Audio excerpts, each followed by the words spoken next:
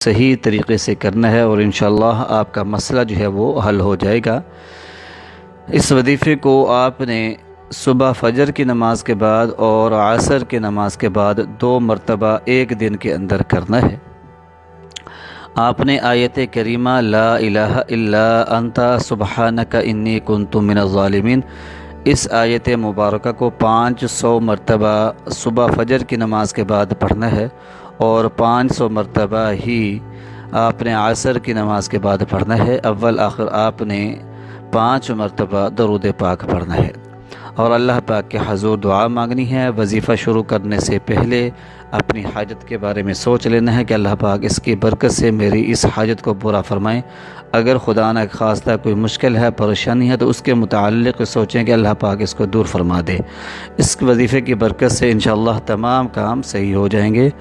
Learn اسلام today channel کو subscribe کریں، گھنٹی کے نشان کو دبائیں تاکہ ہر نیا اپلوڈ ہونے والا وظیفہ آپ کو فوری طور پر مل سکے۔